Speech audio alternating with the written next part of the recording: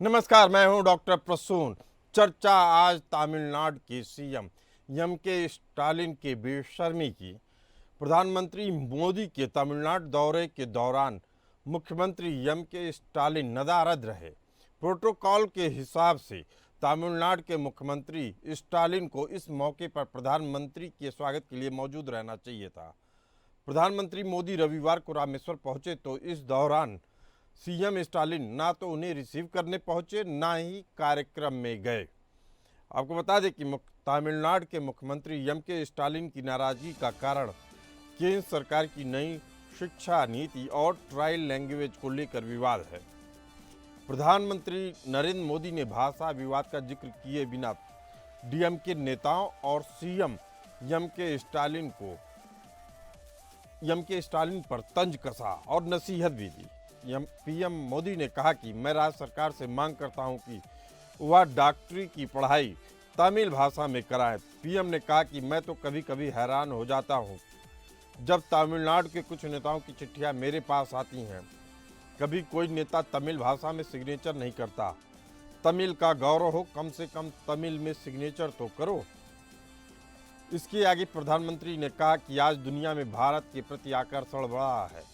लोग भारत आना चाहते हैं, भारत को समझना चाहते हैं। तमिल भाषा और धरोहर दुनिया के कोने कोने में पहुंचे, इसके लिए सरकार कोशिश कर रही है। मैं मानता हूं कि 21वीं सदी में इस महान परंपरा को और आगे ले जाना है। मुझे भरोसा है कि रामेश्वरम और तमिलनाडु की ये धरती हमें नई प्रेरणा देती रहेगी। तमिलनाडु सरकार पिछले 2 महीने में नई शिक्षा नीति के तहत राज्य में ट्रायल लैंग्वेज पॉलिसी लागू करने का विरोध कर रही है। पॉलिसी के तहत अंग्रेजी, तमिल और हिंदी को भी शिक्षा के माध्यम में शामिल करने का प्रस्ताव है। डीएमके चीफ और सीएम स्टालिन इसका विरोध कर रहे हैं। इस दौरान पीएम मोदी ने तमिलनाडु के लिए भारी भरकम पैकेज की भी घोषणा की। पीएम मोदी ने रामेश्वरम में एशिया के पहले वर्टिकल रेलवे ब्रिज और अन्य योजनाओं का शिलान्यास और उद्घाटन किया। इस दौरान पीएम ने सीएम स्टालिन को सीख देते हुए अपनी नाराजगी भी जाहिर की। पीएम मोदी ने कहा कि मैं तमिलनाडु सरकार से चाहता हूं कि वह तमिल भाषा में मेडिकल कोर्स जारी करें ताकि अंग्रेजी जानने वाले गरीब परिवार के बेटा बेटी भी डॉक्टर बन सके। पीएम मोदी ने कहा कि भारत का टैक्स पेयर का दिया हर पैसा गरीब के काम में आए, यही गुड गवर्नेंस है। तमिलनाडु के लाखों छोटे किसानों को 12,000 करोड़ रुपए पीएम किसान योजना के तहत दिए गए। भारत की ग्रोथ में हमारी ब्लू इकोनॉमी का बड़ा रोल रहने वाला है। आयुष्मान योजना के तहत तमिलनाडु के परिवारों को 1 करोड़ से ज़्यादा के इलाज हो चुका है। इससे तमिलनाडु के लोगों के 8,000 करोड़ रुपए की बचत हुई। यह बहुत बड़ा आंकड़ा है। पीएम ने कहा कि बीते 1 दशक में तमिलनाडु का रेल बजट 7 गुना बढ़ाया गया है। इसके बावजूद कुछ लोग रोते रहने की आदत है, वे सिर्फ रोते हैं। 2014 से पहले रेल बजट के लिए हर साल 900 करोड़ रुपए ही मिलते थे। पीएम ने कहा कि 8,000 करोड़ रुपए के रोड प्रोजेक्ट का शिलान्यास हुआ है। तमिलनाडु के अलग अलग जिलों में आंध्र प्रदेश के साथ कनेक्टिविटी बेहतर होगी। चेन्नई मेट्रो जैसा modern public transport ease of travel को बढ़ा रहा है। इससे हर सेक्टर में नई जॉब भी पैदा हो रही है। तमिलनाडु विकसित भारत या विकसित भारत की ओर बढ़ने में महत्वपूर्ण भूमिका निभाता है। पीएम ने कहा कि तमिलनाडु की ताकत दुनिया देख सकती है। मछलियों के काम से जुड़ा तमिलनाडु का समाज बहुत मेहनती है। इसके लिए जो मदद चाहिए वह केंद्र सरकार इस समाज को देती है। केंद्र सरकार के प्रयास से 4,000 से ज़्यादा मछुआरे श्रीलंका से वापस लौटे। इसमें 600 से ज़्यादा बीते साल में फ्री हुए। कुछ को फांसी की सजा हुई थी, उन्हें भी श्रीलंका से जिंदा वापस लाया गया और उनके परिवारों को सौंपा गया। पिछले 5 साल में पीएम मत्स्य संपदा स्कीम के तहत तमिलनाडु को करोड़ों रुपए मिले। हमारी कोशिश है कि मछुआरों को ज़्यादा फैसिलिटी मिले, आधुनिक सुविधाएं मिले, चाहे फिशिंग हार्बर हो, लैंडिंग सेंटर हो। केंद्र सरकार इन सब में करोड़ों रुपए इन्वेस्ट कर रही है। पीएम मोदी ने कहा कि बीते दशक में भारत ने सोशल इंफ्रास्ट्रक्चर पर रिकॉर्ड निवेश किया है। 10 साल में 4 करोड़ से ज़्यादा घर देश के गरीब परिवारों को मिले हैं। पिछले 10 सालों में गांव में रहने वाले 12 करोड़ परिवारों को पाइपलाइन से पानी पहुंचाया गया। इनमें से 1 करोड़ से ज़्यादा परिवार तमिलनाडु के हैं। पीएम आवास योजना के तहत 12 लाख से ज़्यादा पक्के घर तमिलनाडु में मेरे गरीब भाई बहनों को मिले हैं। इससे बहुत बड़ा फायदा तमिलनाडु की मेरी माताओं और बहनों को मिला है। पीएम मोदी ने एम के स्टालिन पर निशाना साधते हुए कहा कि तमिलनाडु के मंत्री तमिल भाषा को लेकर गर्व की बात तो करते हैं, लेकिन मुझे लिखे गए पत्र और उन पे हस्ताक्षर अंग्रेजी में ही होते हैं। पीएम ने सवाल पूछते हुए कहा कि क्या यह तमिल भाषा का इस्तेमाल नहीं कर सकते? उनका तमिल को लेकर गर्व आखिर कहाँ चला जाता है? पीएम मोदी ने तमिलनाडु सरकार से अपील करते हुए कहा कि तमिलनाडु में 1400 से ज़्यादा जन औषधि केंद्र हैं। यहाँ 80% डिस्काउंट पर दवाएं मिलती हैं। इससे भी तमिलनाडु के लोगों को 7,000 करोड़ रुपए की बचत हुई है। देश के नौजवानों को डॉक्टर बनाने के लिए विदेश जाने की मजबूरी नहीं होगी। इसके लिए बीते सालों में तमिलनाडु को 11 मेडिकल कॉलेज मिले हैं। अब गरीब से गरीब बेटा बेटी भी डॉक्टर बन सकते हैं। प्रधानमंत्री नरेंद्र मोदी ने कहा कि मैं तमिलनाडु सरकार से कहना चाहता हूं कि वे तमिल भाषा में मेडिकल कोर्स जारी करें ताकि अंग्रेजी न जानने वाले गरीब परिवार के बेटा बेटी भी डॉक्टर बन सकें। तमिलनाडु के विकास के लिए 2014 की तुलना में 3 गुना ज़्यादा पैसा केंद्र सरकार की ओर से दिया जा रहा है। तमिलनाडु की बुनियादी ढांचा सरकार की सर्वोच्च प्राथमिकता है। पिछले 1 दशक में राज्य का रेल बजट करीब 7 गुना बढ़ा दिया गया है। 2014 से पहले इसमें सिर्फ 900 करोड़ रुपए आवंटित होते थे। महज इसी साल तमिलनाडु का रेल बजट 6,000 करोड़ रुपए से ज़्यादा हो गया है। इस महत्वपूर्ण वृद्धि के बावजूद कुछ लोग अभी भी औचित्य की शिकायत करना जारी रखते हैं। पीएम मोदी ने कहा कि उन्हें इस बात का गर्व है कि भाजपा कार्यकर्ता देश के कोने कोने में और देश के हर हिस्से में 24 घंटे काम कर रहे हैं। गरीबों, वंचितों और हाशिए पे पड़े लोगों की सेवा कर रहे हैं। इसी मुद्दे पर चर्चा करने के लिए हमारे साथ मौजूद हैं रवि अरोड़ा, राजनीतिक विश्लेषक, और भूपेंद्र सिंह, सीनियर जर्नलिस्ट। रवि अरोड़ा जी, डीएमके नेता स्टालिन, उनका परिवार, उनकी पार्टी तमिलनाडु में रहकर हिंदी का विरोध करती है, ब्राह्मणों का विरोध करती है। कहा जाता है वह क्रिश्चियन है। क्या उनका विरोध क्रिश्चियन होने के नाते होता है, या देश का विरोध करने के लिए होता है, या वास्तव में हिंदी या जो इस तरह की बातें होती हैं उससे तमिलनाडु का नुकसान होता है? रवि अरोड़ा जी। जी बिल्कुल प्रसून जी, आपको के माध्यम से स्पष्ट करना चाहता हूं कि कहीं न स्टालिन सरकार पूरी तरह से भाषा के नाम पर, भाषा के आधार पर दक्षिण भारत को नॉर्थ भारत से या देश के दूसरे हिस्सों से अलग रखना चाहते हैं। वहां की राजनीति पे काबिज रहना चाहते हैं। उनको लगता है कि अगर हिंदी भाषी यहाँ आ गए या यहाँ के आने लगे तो देश की दूसरी नेशनल पार्टी भी वर्चस्व बनाने में कामयाब हो जाएगी, और कहीं ना कहीं वो अलग अलग रखकर अपनी राजनीति को चमकाने में लगे हैं। देखिए, वो PM school for rising India का जो 2152 करोड़ रुपए है वो तो लेना चाहते हैं, लेकिन राष्ट्रीय शिक्षा नीति 2020 में शामिल नहीं होना चाहते।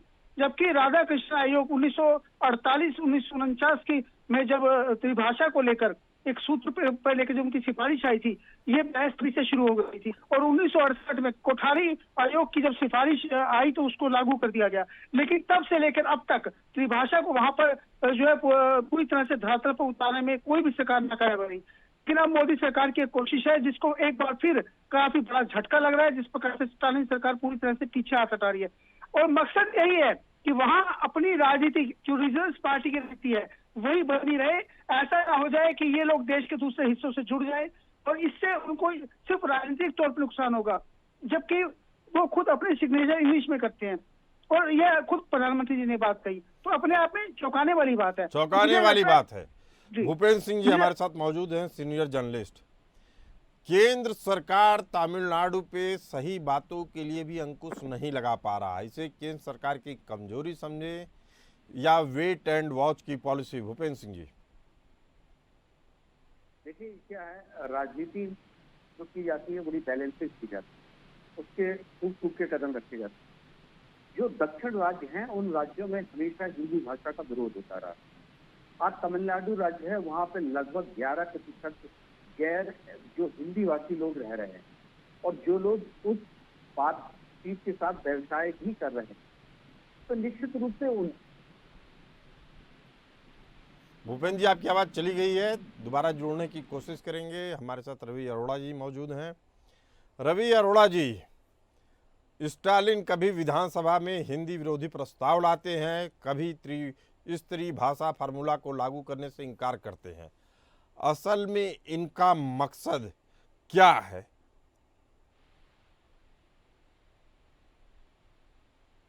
रवि अरोड़ा जी, आवाज आ रही है मेरी? रवि अरोड़ा जी को मेरी आवाज नहीं आ रही है। भूपेंद्र सिंह जी, आपको आवाज आ रही है मेरी? जी आ रही, आवाज आ रही है, मेरी आवाज आ रही है? हाँ, भूपेंद्र सिंह जी, आप अपनी बात पूरी करिए जी। जी देखिए क्या है कि दक्षिण राज्य में हमेशा विरोध होता रहा है हिंदी भाषा का, और वहाँ की एक राजनीति रही, और राजनीति पे चाहे डीएमके हो चाहे एआईएमके, और वहाँ की चाहे इस तरह की कमेटियां रही हो, तमिलनाडु राज्य हमेशा 11% हिंदी भाषी लोग रहते हैं वहाँ पे, और जो उससे व्यवसाय और शिक्षा के साथ साथ बहुआमी चीजें कर रहे हैं। आज प्रधानमंत्री ने उसी राजनीति को तोड़ने के लिए राजनीति के रूप से एक जवाब दिया है कि आप अपनी भाषा से, मातृभाषा से, उनका कहना है कि निश्चित रूप से आप अपने प्रेम कीजिए, उसको आत्मीयता का प्रतीक मानिए, और उससे सिर्फ प्रेम करने के साथ साथ नहीं है, उसको प्रोफेशनल डिग्रियों में, व्यावसायिक पाठ्यक्रमों में उसमें बच्चे पढ़ सकें। 5 साल भूपेंद्र सिंह जी, रवि अरोड़ा जी ने एक बेहद अहम बात कही। उन्होंने कहा कि वहाँ की राज्य स्तरीय पार्टियों को, डीएमके को या एआईडीएमके को मालूम है कि अगर हिंदी की स्वीकार्यता हुई तो नेशनल पार्टियां आज नहीं तो कल राज्य की सत्ता में प्रभावी हो जाएंगी और अपनी बातें समझा सकेंगी, लोगों का विकास कर सकेंगी। उसी को रोकने के लिए यह पूरी कथा गढ़ी गई है।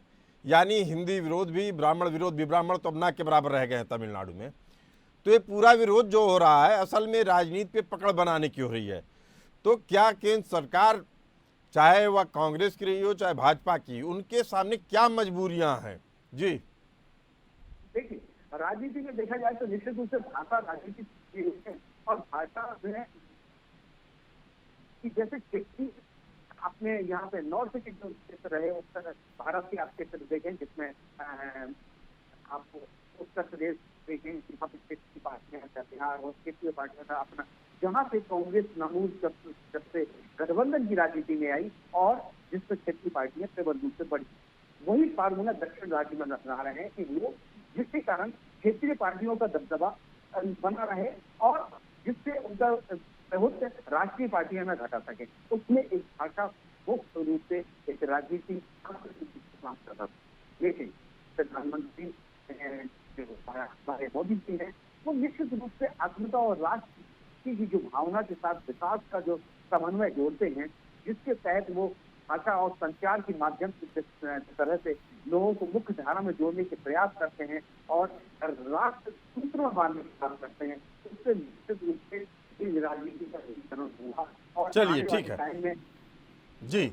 रवि अरोड़ा जी हमारे साथ मौजूद हैं। रवि अरोड़ा जी, प्रधानमंत्री नरेंद्र मोदी को पत्र लिखकर कभी हिंदी समारोह का आयोजन का विरोध किया जाता है तो कभी राज्यपाल, तमिलनाडु के राज्यपाल आर.एन. रवि पर जुबानी हमला किया जाता है। तमिलनाडु के राज्यपाल आर.एन. रवि ने चेन्नई के समारोह में साफ कहा कि हिंदी जो है वह थोपने वाली भाषा के रूप में नहीं देखा जाना चाहिए। इससे स्टालिन को आग लग गई, क्या कारण था? जी प्रसून जी, हमें यह समझना होगा कि आखिर हिंदी और इंग्लिश दोनों ही भाषाओं की जरूरत स्टेट लैंग्वेज के साथ साथ क्यों जरूरी है। आज देश की राजधानी दिल्ली में जितने बड़े उद्योग चलते हैं, जितनी बड़ी मार्केट है, यहाँ पे एशिया की सबसे बड़ी रेडीमेड गारमेंट मार्केट है गांधीनगर, उससे ऐसी तमिलनाडु में त्रिपुर है जहाँ पे टी शर्ट का सबसे ज्यादा धंधा होता है। और आप अगर तमिलनाडु के त्रिपुर में जाएंगे तो वहाँ लगभग लोग हिंदी जानते हैं। मतलब आज वो लोग जानते हैं, शायद इसलिए व्यापार कर पाते हैं, और जिनकी इंग्लिश बहुत अच्छी है वो अंतर्राष्ट्रीय स्तर पे उनको एक्सपोर्ट भी करते हैं। तो अगर इंग्लिश और हिंदी नहीं जान पाएंगे तो वो वहाँ स्टेट लेवल पर रह जाएंगे।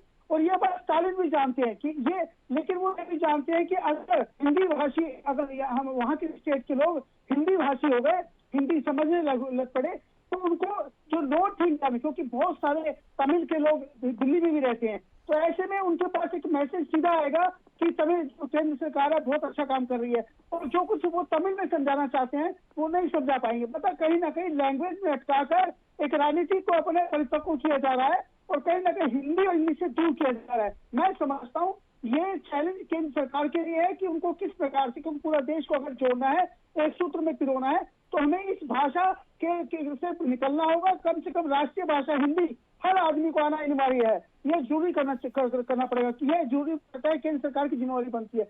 लेकिन कहीं ना कहीं स्टेट गवर्नमेंट को भी साथ देना होगा। बिना रवि अरोड़ा जी, जी स्टेट गवर्नमेंट तो साथ नहीं दे रही है, ये बात क्लियर है। तमिलनाडु में हिंदी को लेकर स्वीकार्यता बढ़ रही है।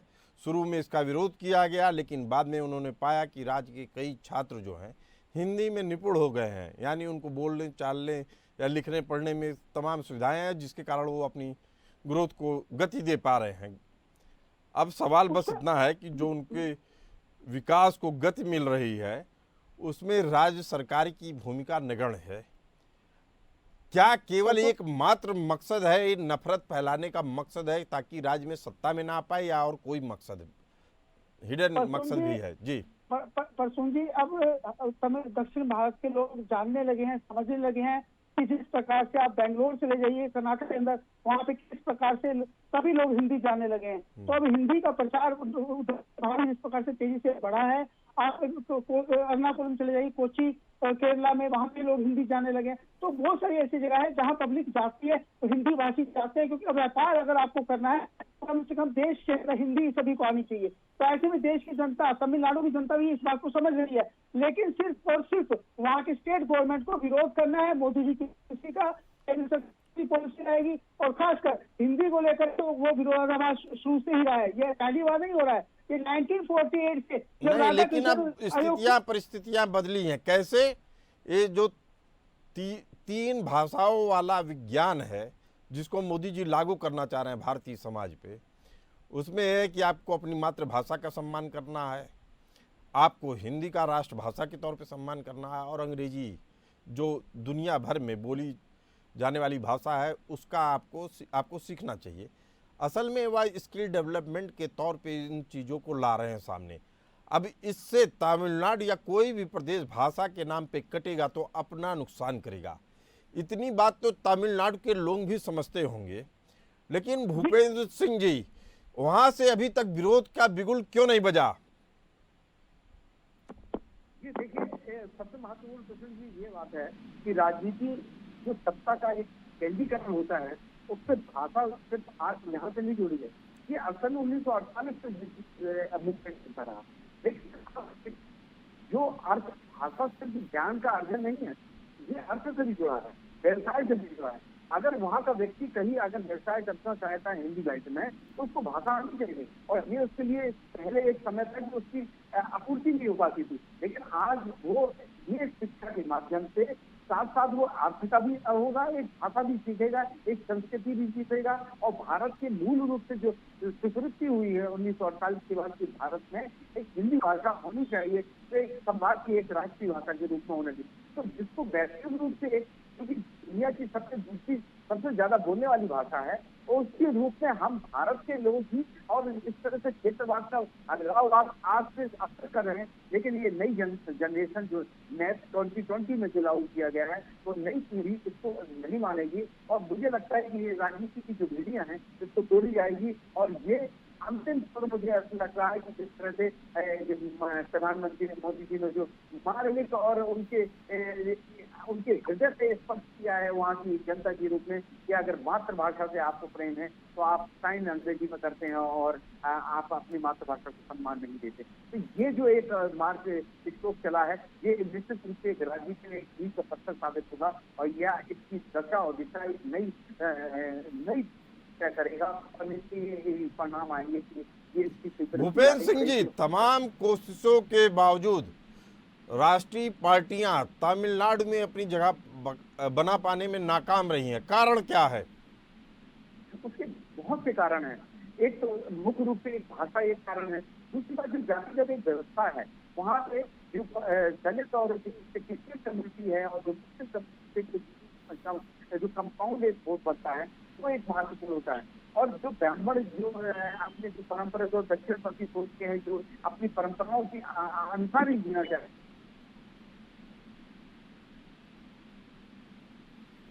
कारण वो कुरूतियां मानते हैं। और जो अम्बेडकर जी के जिस तरह से अम्बेडकरवादी को एक नई विपरीत दिशा देते हैं कि जिससे समाज टूट रहा है, कि वो कहते हैं कि हमको इन्होंने इन समाज के लोगों ने वंचित किया है। तो वो वंचित और शोषित समाज की जिसको ये लोग राजनीति का एक सूत्रधार मानते हुए सत्ता की कुर्सी रखते हैं। असल में इस तरह की राजनीति करने वाले वास्तव में अब देश का शोषण कर रहे हैं। अपनी अनुचित मांगों को लेकर, एक तरीके से दबाव बनाने को लेकर सरकार को नहीं देश के साथ छल कर रहे हैं। इस चीज को समझना होगा। हमारे साथ मौजूद हैं रवि अरोड़ा जी। क्या तमिलनाडु की जनता इस छल को, इस राजनीतिक व्यापार को नहीं समझ पा रही है? प्रसून जी, क्या चेन्नई हाई कोर्ट में क्या तमिल भाषा का इस्तेमाल किया जाता है? वहां पर टोटल इंग्लिश का इस्तेमाल किया जाता है। क्या स्टालिन उसे रोक सकते हैं? नहीं रोक सकते। क्या किसी भी स्टेट गवर्नमेंट में, चाहे पश्चिम बंगाल में चले जाइए, किसी भी स्टेट गवर्नमेंट में चले जाइए, कहीं भी हाई कोर्ट में सिर्फ और सिर्फ इंग्लिश का इस्तेमाल होता है। माननीय सर्वोच्च न्यायालय में इंग्लिश का इस्तेमाल होता है। और अगर कोई पीड़ित है, अगर उसे इंग्लिश नहीं आएगी तो उसके लिए कितनी मुश्किल है। मतलब मैं एक बात कहना चाहता हूँ, ये लैंग्वेज सीखना वहाँ की जनता के लिए, उसको पूरी दुनिया से जोड़ने के लिए बहुत जरूरी है। और अगर स्टालिन सरकार इसका विरोध करती है तो वो कहीं ना कहीं स्टेट गवर्नमेंट के साथ, अपने युवाओं के साथ धोखा कर रही है। आने वाली पीढ़ी को कहीं ना कहीं एक पूरी दुनिया से काटने का काम कर रही है। और इस बात को केंद्र सरकार को भी सख्ती से लागू करना चाहिए, क्योंकि सिर्फ स्टेट गवर्नमेंट की बात नहीं है, बात है पूरे तमिलनाडु की, वहाँ के युवाओं की, वहाँ के विद्यार्थियों की, वहाँ के बच्चों की, उनके भविष्य की। और ये सब अगर आज नहीं किया गया तो आने वाले टाइम में मुझे लगता है एक बहुत जो है उनका भविष्य अंधकार में जाने वाला है। क्योंकि अगर उनको हिंदी नहीं आएगी, उनको इंग्लिश नहीं आएगी तो पूरी दुनिया से कट जाएंगे। लेकिन इसको सिर्फ और सिर्फ राजनीतिक फायदे के लिए स्टालिन सरकार उनका भविष्य के साथ खिलवाड़ कर रही है। और यह बात पूरी दुनिया समझ रही है, पूरे देश समझ रहा है, प्रधानमंत्री जी भी समझ रहे हैं, सभी विपक्षी पार्टियां भी समझ रही है। स्टालिन सरकार को समझ नहीं आ रही है। लेकिन क्या इससे भारत के एकीकरण में बाधा आ रही है? यह एक बड़ा सवाल है। रवि अरोड़ा जी, राष्ट्र एकीकरण में यह कितनी बड़ी बाधा है? जी देखिए, एक सूत्र में पिरोया हुआ देश है हमारा। हर 10 किलोमीटर के बाद आप भाषा बदल जाती है। तमिलनाडु में ही, तमिल में ही कई अलग तरह की भाषाएं होती हैं। तो मैं समझता हूँ हर 10 किलोमीटर के बाद भाषा का अलग हो जाती है। और यहाँ पे विविध तरह से भरा हुआ देश है, लेकिन उसके बावजूद एक सूत्र में बंधा हुआ है। और हम कहते हैं कश्मीर से कन्याकुमारी तक भारत एक है। लेकिन ऐसी सरकारें जब सत्ता में काबिज होती हैं तो कहीं ना कहीं देश के साथ गद्दारी करती हैं, युवाओं के साथ गद्दारी करते हैं। और सिर्फ देश के साथ ही नहीं, जिन राज्यों से चुन आने वाले समय में रवि अरोड़ा जी, क्या स्थितियां परिस्थितियां बदलेंगी? क्या आने वाले समय में बीजेपी घुसपैठ कर पाएगी तमिलनाडु में, अपनी जगह बना पाएगी तमिलनाडु में? जी बिल्कुल, मुझे लगता है कि बीजेपी तो अपनी पैठ रख चुकी है और बीजेपी ने शुरुआत कर दी है। बेशक इस बार उसे सफलता ज्यादा नहीं मिली, लेकिन आने वाले टाइम में तमिलनाडु के अंदर उसका अपना वर्चस्व बन चुका है। और मुझे नहीं लगता कि अब ज्यादा दूर है। और शायद यह बात स्टालिन भी समझ रहे हैं और यही दिक्कत आ रही है, इसकी वजह से स्टालिन इस प्रकार से विरोध कर रहे हैं। और वो शायद नहीं चाहते कि हिंदी भाषा यहाँ पर आए। तमाम राजनीतिक विश्लेषक मान रहे हैं कि तमिलनाडु का यह दौरा और सीधे तमिल राजनीति पर, तमिल भाषा पर प्रधानमंत्री का जिस तरीके से बेबाकी से बयान आया है, पूरी बीजेपी को इसका चुनावी लाभ मिलना तय माना जा रहा है। और जनता भी अब सोचेगी कि कैसे नेताओं के जरिए हम अपनी राजनीति चला रहे हैं। यह एक बड़ा सवाल है। क्या मोदी को लेकर तमिलनाडु में स्वीकार्यता बन चुकी है भूपेंद्र सिंह जी? बिल्कुल, निश्चित रूप से इसमें कोई संदेह नहीं है कि अब आने वाले समय में बीजेपी अपने और पैर पसारेगी और अच्छे परिणाम आएंगे। वहां पे खाता उनका लगभग आधी से ज्यादा सीटों का मुझे तो ऐसा लगता है कि काफी लोकसभा में और विधानसभा के जो चुनाव होंगे उसमें भी उनका काफी अच्छा परफॉर्मेंस रहेगा, क्योंकि अभी जो उनके अन्नमलाई जो प्रेसिडेंट बनाए थे IPS से जो जिनने सेवानिवृत्ति ली थी, तो उन्होंने बहुत अच्छा परफॉर्मेंस किया है। वोट प्रतिशत बीजेपी का बढ़ा है और प्रधानमंत्री मोदी और अमित शाह जी दोनों ने पार्टी की सभी की जीत पाई थी। और एक विकास, एक राष्ट्रवाद, एक एकीकरण और जिससे राष्ट्र के एक सूत्र में पिरोकर और भूपेन जी, एक चीज जल्दी से आपसे पूछना चाहेंगे, जिस तरह की इन लोगों की नीतियां हैं, क्या कांग्रेस सरकार की तर्ज पे बीजेपी भी ऐसी पार्टियों की सरकार को बर्खास्त करने का जोखिम लेगी? बिल्कुल नहीं, मैं इस चीज में तो बिल्कुल, क्योंकि वो जो इतिहास जो कांग्रेस ने रचा है और बीजेपी ने भी एक स्टेट में ऐसा किया था और जिसके कारण हाईकोर्ट ने फटकार लगाई थी, सुप्रीम कोर्ट तक मामला गया था। तो इस मामले को तो नहीं करेंगे, लेकिन अपनी राजनीति के रूप में, धरातल के रूप में अपने पैर बढ़ाएंगे, अपने कार्यकर्ताओं की संख्या बढ़ाएंगे और अपने विकास के साथ राष्ट्रवाद का और जो भाषा का एकीकरण का जो फार्मूला अपनाएंगे, क्योंकि उनके पास अल्पसंख्यक संगठन बहुत हैं जिनके तहत वो यानी बीजेपी की राजनीति जो है वह आम आदमी के अंदर उनकी नीतियों पे काम करने की है, उनकी मदद करने की है, जिससे उनकी जगह बन सके। उसमें RSS और बीजेपी के कार्यकर्ता लगे हुए हैं। शायद इसीलिए मोदी ने अपने भाषण में अपने कार्यकर्ताओं का उत्साह बढ़ाया और कहा कि आज जहां तक पहुंची बीजेपी उसके लिए आप ही उत्तरदायी हैं। आप दोनों इस चर्चा में आए, आप दोनों का बहुत बहुत धन्यवाद। फिलहाल इस चर्चा में इतना ही, हमें दीजिए इजाज़त। चलते रहिए APN न्यूज़ के साथ।